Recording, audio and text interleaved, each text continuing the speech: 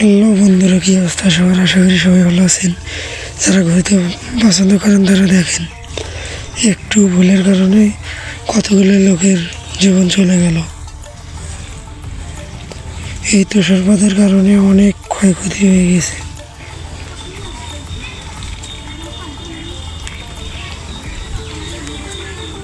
যারা এসব জায়গায় ভ্রমণ করবেন একটু সাবধানে চলাফেরা করবেন। এই জাহাজের লোকটি কত কষ্ট করে কাজ করে, তাও একটা সাবস্ক্রাইব করে না কেউ। এই লোক দুটো ঝর্ণা দেখতে গিয়েছিল, হঠাৎ করে তুষার ঝড় শুরু হয়ে যায়। এই লোকটি হঠাৎ ঘুরতে গিয়ে দেখে জলপরি তার বাচ্চার সাথে খেলা খেলতেছিল। লোকটিকে জলপরি দেখে পানিতে চলে যায়।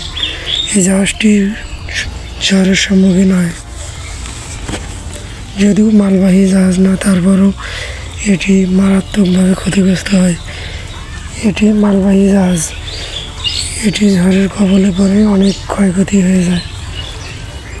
কোটি কোটি কোটি টাকা নষ্ট হয়ে যায় কোম্পানির। ক্যামেরায় ধরা পড়া এই তিমি মাছের ভিডিওটা এক সাংবাদিক তুলেছিল। এই কাঁকড়াটি অসাধারণভাবে সমুদ্রের পাড়ে উঠে আসে। এটি দেখে সবাই ভয় পালায়। হঠাৎ ক্যামেরায় বন্দি হওয়া এই দৃশ্যটা, তিমি মাছটি জাহাজের সাথে সাথে চলতেছে। এই লোকগুলো বিশাল এক সমুদ্রের পাখির ভিতরে পড়ে যায়।